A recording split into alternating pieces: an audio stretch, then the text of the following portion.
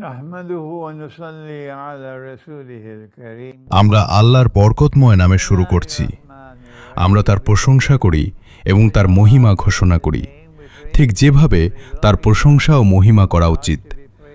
আমরা শান্তি ও আশীর্বাদ প্রার্থনা করি তার সকল মহৎ রাসূলের ওপর, যার মধ্যে অন্তর্ভুক্ত রয়েছেন শেষ নবী মুহাম্মদ সাল্লাল্লাহু আলাইহি ওয়াসাল্লাম। আজকের এই বিশেষ রাতে আপনাদের সবাইকে স্বাগত জানাচ্ছি। এটি রমজান মাসের অত্যন্ত গুরুত্বপূর্ণ একটি রাত, 1447 হিজরির 21তম রাত। আমি আমার মাতৃভূমি ক্যারিবিয়ান দ্বীপ ত্রিনিদাদের ইসলামিক ব্রডকাস্টিং নেটওয়ার্কের স্টুডিও থেকে আপনাদের সাথে কথা বলছি। আমরা আগে আপনাদের বলেছিলাম যে আমাদের নবী সাল্লাল্লাহু আলাইহি ওয়াসাল্লাম বলেছেন, রমজান 3 ভাগে বিভক্ত। তিনি তার হাত এভাবে তুললেন, তারপর এভাবে, ভাবে এবং তারপর এভাবে। এর মানে হল রমজান গঠিত হয় প্রথম 10 দিন, দ্বিতীয় 10 দিন এবং শেষ 10 দিন নিয়ে। আমাদের এই বছরের রমজানের প্রথম এবং দ্বিতীয় 10 দিন এখন শেষ হয়েছে। আমরা এখন শুরু করছি শেষ 10 দিন।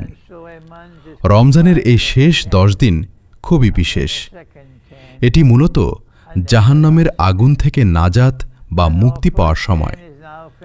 রাসূলুল্লাহ সাল্লাল্লাহু আলাইহি ওয়াসাল্লাম একটি হাদিসে কুদসি বর্ণনা করেছেন, যা সহিহ বুখারীতে 4 বার এসেছে, যেখানে বলা হয়েছে, বিচার দিবসে আল্লাহ আদম আলাইহিস সালামকে বলবেন, জাহান্নামের জন্য লোকদের আলাদা করো।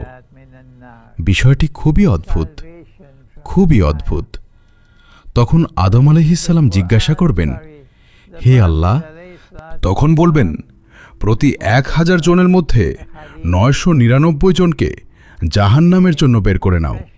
এটি সহিহ বুখারী শরীফের কথা। নবীর সাহাবীরা যখন এই কথা শুনলেন, তারা ভীষণ আতঙ্কিত হয়ে পড়লেন। প্রতি 1000 জনের মধ্যে 999 জন জাহান্নামে যাবে, অথচ এই মাসটিই হল জাহান্নাম থেকে মুক্তির মাস। তাদের সেই আতঙ্ক দেখে নবী সাল্লাল্লাহু আলাইহি সাল্লাম হাসলেন এবং বললেন, জান্নাতি সেই একজন ব্যক্তি তোমাদের মধ্য থেকেই হবে, অর্থাৎ তারা হবে সেই জাতি যারা আল্লাহর প্রতি বিশ্বাসী। তবে তিনি এও পরিষ্কার করলেন যে সেই 999 জন হবে ইয়াজুজ মাজুজের অন্তর্ভুক্ত। একটু ভেবে দেখুন, তারা আসলে কারা? যারা মাত্র কিছুদিন আগে আমাদের ইরানের পিক্ক ভাইটিকে হত্যা করল? উত্তর হল, তারাই এটি করেছে। তাই নবী বলেছিলেন, সেই 999 জন হবে ইয়াজুজ মাজুজের লোক, যা আজকের এই বৈশ্বিক সমাজ। এখন প্রশ্ন হল, 1000 জনের মধ্যে যদি মাত্র একজন জান্নাতে যায়, তবে কে নিশ্চিত করে বলতে পারে যে সেই একজন? আমি নিজে অন্তত মোটেও নিশ্চিত হতে পারি না যে জান্নাতে যাওয়া সেই 1000 জনের মধ্যে আমি একজন হব। কেউ তা পারে না। আর ঠিক এ কারণেই যখন রমজানের শেষ 1/3 আসে, আমাদের কায়মনোবাক্যে প্রার্থনা করতে হবে যেন আমরা জাহান্নামের আগুন থেকে রক্ষা পাই। আজ এই 21তম রাতের বিশেষ বিষয় হল সূরা ফুসসিলাত। এই রাতটি শেষ দশকের বেজোর রাতগুলোর অন্যতম। কুরআন আমাদের বলে যে আল্লাহ এক বিশেষ রাতে পুরো কুরআন নাজিল করেছেন, তা হল লাইলাতুল কদর।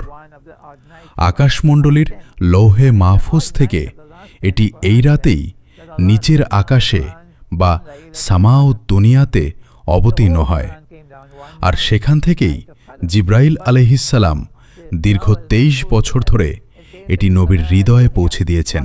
সুতরাং এই রাতটিই হল লাইলাতুল কদর। এই রাতের বিশেষত্ব হল, প্রথমত, এটি এমন একটি রাত যা 1000 মাসের চেয়েও উত্তম। দ্বিতীয়ত, এই রাতে ফেরেশতারা এবং রূহ বা আত্মা পৃথিবীতে নেমে আসে। আল্লাহ তার বান্দাদের মধ্যে যাকে ইচ্ছা রূহ পাঠাতে পারেন। এটি কোনো খ্রিস্টান বা ইহুদির কাছেও পাঠানো হতে পারে। তাকে যে সবসময় মুসলিম হতে হবে এমন নয়। রূহ বা আত্মা যে কারো ওপর আসতে পারে। এই দেশের খ্রিস্টানরা একে স্পিরিট বলে থাকে। আল্লাহ এই বিশেষ রাতে পবিত্র আত্মা এবং ফেরেশতাদের পাঠিয়ে থাকেন। আমাদের নবী সাল্লাল্লাহু আলাইহি ওয়াসাল্লাম বলেছেন, রমজানের শেষ 10 দিনের বেজোর রাতগুলোতে লাইলাতুল কদরকে খুঁজে নাও।